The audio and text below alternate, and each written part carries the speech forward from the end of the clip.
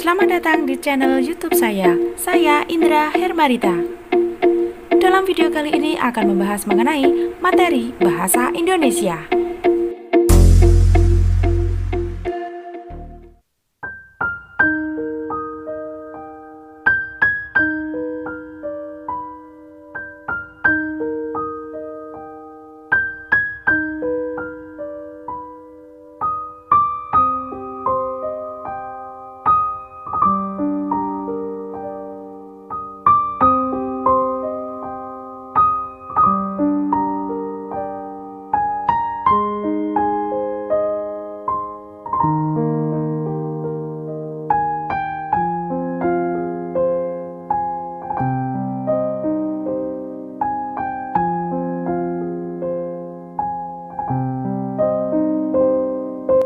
Assalamualaikum warahmatullahi wabarakatuh. Saatnya belajar materi pelajaran bahasa Indonesia. Pembahasan kali ini mengenai debat. Simak dengan seksama penjelasan berikut. Utamakan berdoa terlebih dahulu untuk memulai kegiatan pembelajaran materi debat kali ini. Bagi yang belum subscribe, silakan subscribe terlebih dahulu dan jangan lupa tekan loncengnya.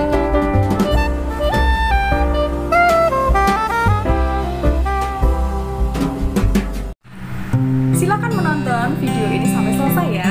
Dan jangan lupa untuk like, komen, dan juga jangan ragu untuk subscribe. Karena subscribe itu gratis kok. Halo para pembelajar, bagaimana kabar kalian hari ini? Semoga kalian semuanya diberikan anugerah kesehatan yang menggembirakan. Selamat mengikuti pembelajaran materi debat. Pengertian debat menurut Asidi Dipojo, debat adalah proses komunikasi lisan yang dinyatakan dengan bahasa untuk mempertahankan pendapat. Setiap pihak yang berdebat akan menyatakan argumen dan memberikan alasan dengan cara tertentu agar pihak lain yang mendengarkan perdebatan itu menjadi yakin dan berpihak kepadanya. Pengertian debat menurut Kamus Besar Bahasa Indonesia. Debat adalah pembahasan atau pertukaran pendapat mengenai suatu hal dengan saling memberi alasan untuk mempertahankan pendapat masing-masing. Pengertian debat selanjutnya menurut G. Sukadi. Debat pada hakikatnya saling adu argumentasi antar pribadi atau antar kelompok manusia dengan tujuan mencapai kemenangan. Masih bisa mengikuti materi pelajaran ya. Selanjutnya, pengertian debat menurut Henry Guntur Tarigan. Debat pada hakikatnya adalah saling adu argumentasi antar pribadi atau antar kelompok manusia dengan tujuan mencapai kemenangan satu pihak. Dari beberapa pengertian debat tersebut, dapat disimpulkan bahwa debat adalah salah satu bentuk komunikasi lisan antara pihak-pihak yang ingin mempertahankan argumennya yang benar. Nah, itulah tadi pengertian debat dari beberapa tokoh. Selanjutnya, kita akan membahas mengenai tujuan debat. Tujuan debat adalah meyakinkan dan mendengarkan pendapat-pendapat yang berbeda, dan di akhir debat dapat menghargai perbedaan tersebut. Selanjutnya, kita akan membahas mengenai unsur-unsur dalam kegiatan debat. Unsur-unsur dalam kegiatan debat terdiri dari dua hal, yaitu unsur bukan manusia yang terdiri dari mosi atau topik, pemahaman debat, argumentasi, dan sanggahan. Untuk unsur manusia terdiri dari moderator, peserta, tim afirmasi, tim oposisi, tim netral, sekretaris, dan notulis. Selanjutnya kita membahas mengenai unsur-unsur dalam debat yang antara lain sebagai berikut. Mosi. Mosi atau topik merupakan pernyataan positif yang akan menentukan arah dan isi dari suatu debat. Mosi-mosi dalam suatu perlombaan debat berasal dari berbagai tema, seperti contoh berikut ini ya. Tim afirmasi, tim yang berargumentasi dalam rangka mendukung mosi. Tim oposisi adalah tim yang harus menyampaikan argumen dalam rangka tidak mendukung atau menolak mosi tersebut. Tim netral, tim yang berada di tengah-tengah antara tim oposisi dan tim afirmatif. Penonton merupakan orang yang memberikan penilaian mengikuti jalannya debat. Selanjutnya, untuk moderator adalah orang yang mengatur jalannya debat. Dan semua hal berkaitan dengan kegiatan debat tersebut ditulis oleh notulis. Selanjutnya, tim afirmatif berperan sebagai berikut: menjelaskan dan memberi definisi atau masalah yang diperdebatkan dengan alasan dan landasan yang jelas serta masih bisa diperdebatkan, memberikan parameter yang jelas tentang cakupan hal yang diperdebatkan. Jika debat akan menggunakan proposal, maka pemberian penjelasannya harus dijabarkan secara jelas. Pemberian argumen-argumen harus jelas tentang mosi yang diperdebatkan. Selanjutnya, peran kedua tim dalam debat sebagai berikut. Tim oposisi. Tim oposisi sebagai berikut: menolak argumen dan permasalahan dari tim lawan, menerima argumen tetapi solusi dan argumen dari tim lawan tidak menyelesaikan masalah atau mosi yang diperdebatkan, menerima argumen dan solusi, tetapi solusi dan argumen yang diberikan hanya akan menghasilkan masalah lain dari memberikan penyelesaian yang berarti. Di tim afirmasi merupakan tim yang mendukung mosi. Tim oposisi adalah tim yang menolak mosi. Dan tim netral berada di tengah-tengah tim afirmatif dan oposisi. Tim netral dalam debat adalah tim yang menyampaikan jalan tengah atau solusi atas permasalahan yang disampaikan. Selanjutnya, untuk notulis. Notulis adalah seseorang yang bertugas mencatat jalannya debat dan menyampaikan hasil dari pelaksanaan debat. Hasil dari notulis disebut notulen. Tata cara debat yang baik antara lain mengumpulkan informasi berupa fakta yang mendukung argumen, menyatakan argumen dengan bahasa yang santun, menyatakan sanggahan dengan bahasa yang sopan, menyatakan argumen-argumen yang logis, tidak menggunakan pernyataan negatif mengenai pribadi pihak lain. Coba kita perhatikan perumusan tata cara debat berikut. Yang pertama, perkenalan terdiri dari 3 menit. Selanjutnya untuk pernyataan topik terdiri dari 15 menit. Debat 9 menit pertama terdiri dari 14 menit dan simpulan terdiri dari 3 menit.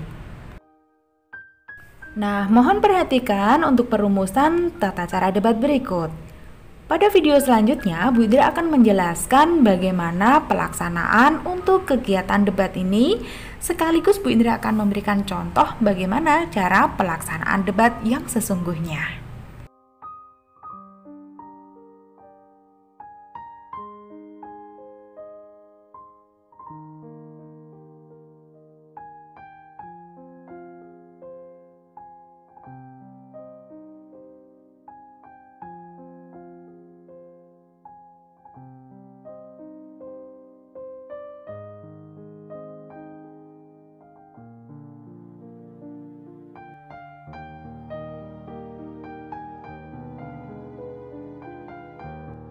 Pembahasan dilanjutkan mengenai mengidentifikasi struktur dan kebahasaan teks debat.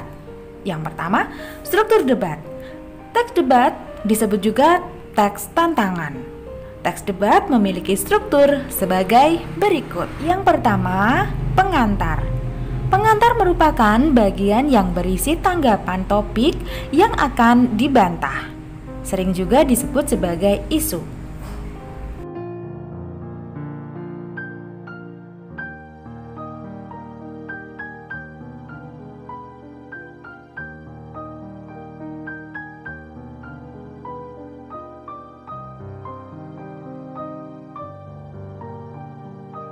Selanjutnya, argumen.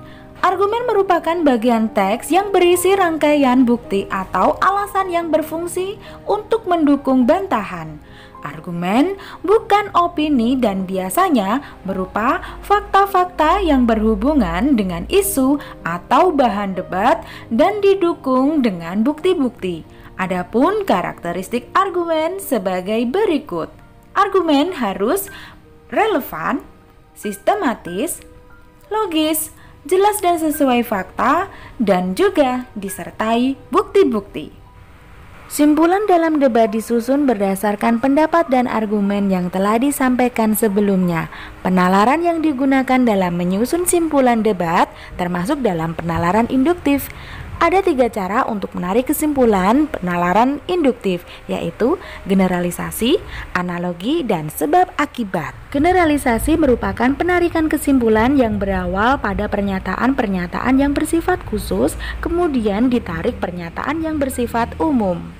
Analogi merupakan proses penarikan kesimpulan berdasarkan perbandingan 2 hal yang berbeda. Penarikan kesimpulan berdasarkan sebab akibat, sebab bisa menjadi gagasan utama, sedangkan akibat menjadi gagasan penjelas. Selanjutnya, kaidah kebahasaan dalam teks debat. Menggunakan kaidah kebahasaan yang benar, baku, sesuai dengan ejaan dan tata bahasa baku bahasa Indonesia. Ide berdasarkan fakta, logis, tepat, memiliki satu makna, padat, dan langsung pada sasaran. Kata yang digunakan denotatif, yaitu makna yang sebenarnya. Para pembelajar diharapkan mampu memiliki kemampuan berdebat, menulis teks debat, dan juga mampu menganalisis isi debat. Debat merupakan kegiatan adu argumen antara dua belah pihak atau lebih, individu atau kelompok. Debat adalah cara Anda sebagai pendebat untuk membuat orang lain, juri, terpengaruh dan setuju dengan argumen yang akan Anda sampaikan. Pendebat yang baik dapat dilihat dari cara tepat untuk mempengaruhi orang lain dan juga dapat meyakinkannya, karena dengan meyakinkan orang lain akan kebenaran argumen Anda, secara tidak langsung Anda dapat menyanggah argumen lawan. Para pembelajar, perhatikan teks debat berikut. Selanjutnya kita akan belajar cara mengidentifikasi unsur-unsur debat. Perhatikan mosi, pekerja asing di Indonesia wajib berbahasa Indonesia. Coba lihat catatan kalian mengenai perumusan tata cara debat. Pada saat moderator mengatakan, selanjutnya saya persilakan kepada juru bicara untuk setiap tim memperkenalkan diri, termasuk bagian kegiatan perkenalan, yaitu setiap tim memperkenalkan diri selama 1 menit. Selanjutnya, pada bagian ini, moderator menyampaikan pengantar berisi tanggapan, topik, atau mosi. Pada bagian kedua, menyatakan argumen, setiap tim menyampaikan argumentasinya terhadap pernyataan topik selama 5 menit, dimulai dari tim pendukung, dilanjutkan tim penyanggah, kemudian netral, waktu 15 menit. Setelah kegiatan tersebut, selanjutnya debat 9 menit pertama.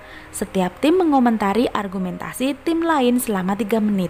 Misalnya, tim pendukung mengomentari argumentasi tim penyanggah dan tim netral selama 3 menit. Demikian seterusnya. 5 menit berikutnya diberikan hak bicara selama 1 menit kepada tim yang memencet bel terlebih dahulu. Akan diberikan 5 kali kesempatan untuk memencet bel. Tim yang cepat akan mendapat kesempatan bicara lebih banyak. Hak bicara dapat digunakan untuk memberikan komentar, sanggahan, atau pertanyaan, dan bukan celaan.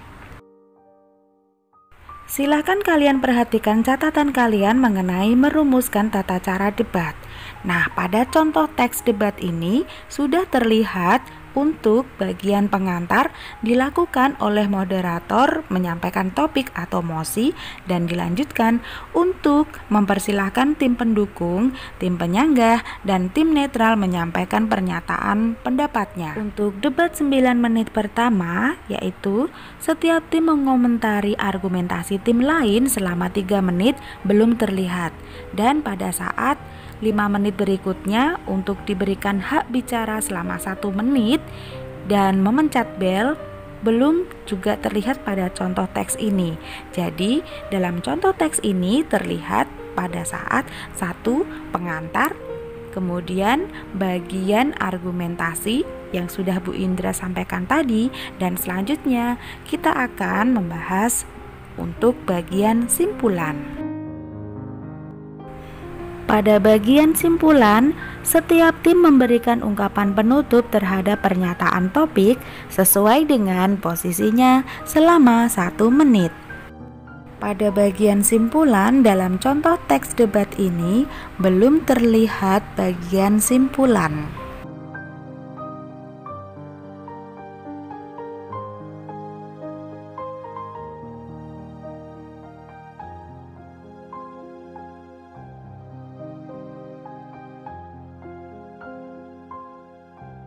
Mengonstruksi bagian-bagian dalam debat. Bagian utama dalam debat adalah mosi, argumen, dan kesimpulan atau hasil dari debat. Mohon perhatikan informasi mengenai mosi berikut.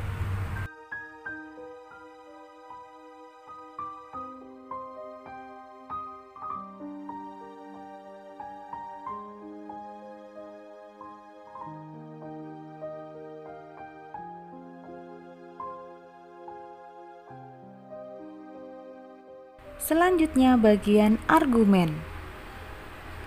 Argumen yang dinyatakan dalam debat haruslah logis, berdasarkan fakta yang ada, dapat disertai dengan contoh-contoh untuk menyetujui atau menolak mosi.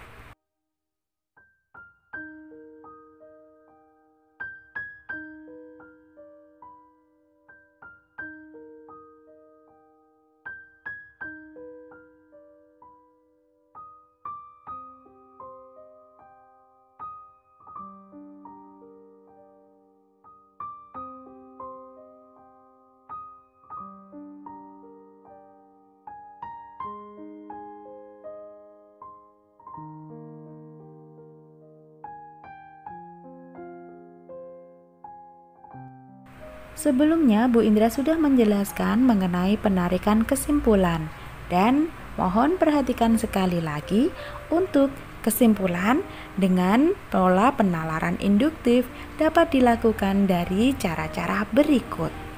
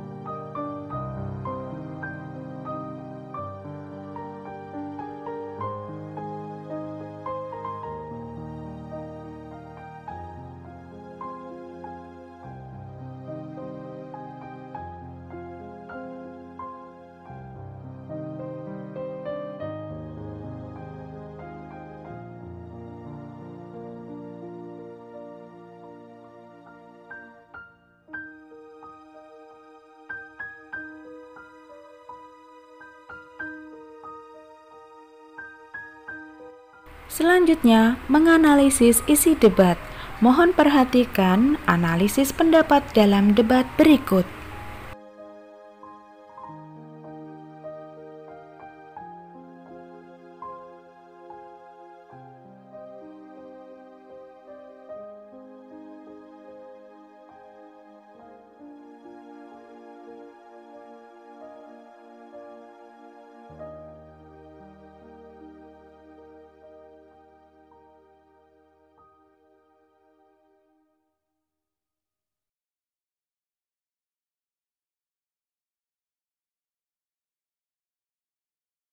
Menganalisis isi debat.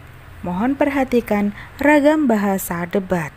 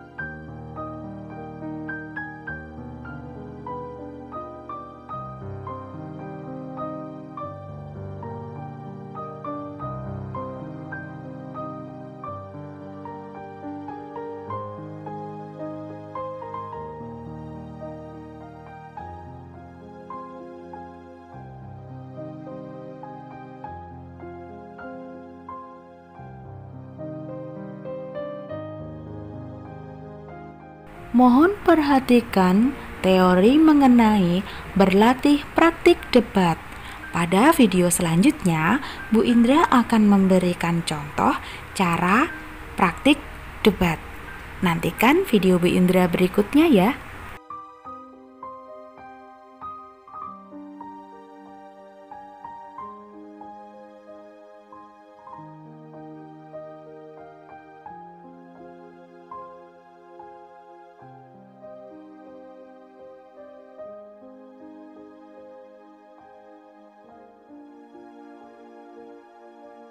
Nah, mari selanjutnya kita berlatih membuat mosi dari artikel aktual berikut ini.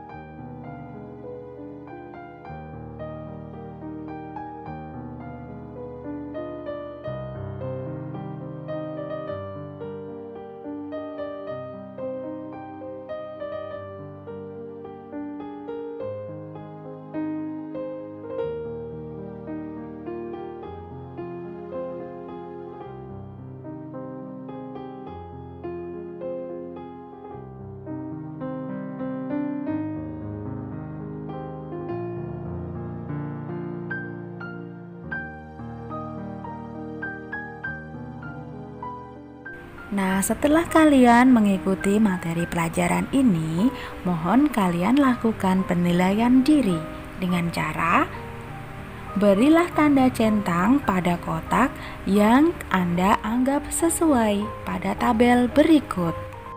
Materi yang ditanyakan adalah apakah para pembelajar mampu merumuskan batasan debat, mengidentifikasi unsur-unsur debat, merumuskan tata cara debat, merumuskan mosi atau berdasarkan isu permasalahan yang sedang berkembang, atau menyusun pendapat disertai argumen baik untuk mendukung maupun menolak mosi. Selanjutnya, mampukah para pembelajar menyimpulkan hasil debat, menganalisis pendapat debat afirmasi, oposisi, dan tim netral dalam debat? Apakah dapat mengidentifikasi ragam bahasa debat? Dan dapatkah para pembelajar melaksanakan debat sesuai peran yang ditetapkan?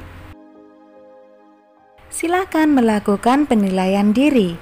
Jika dianggap belum menguasai, bisa dibaca sekali lagi, diputar sekali lagi video berikut ini, atau bertanya pada kolom komentar. Perhatikan contoh argumentasi dari tim afirmasi, oposisi, dan tim netral dari mosi pekerja asing di Indonesia wajib berbahasa Indonesia.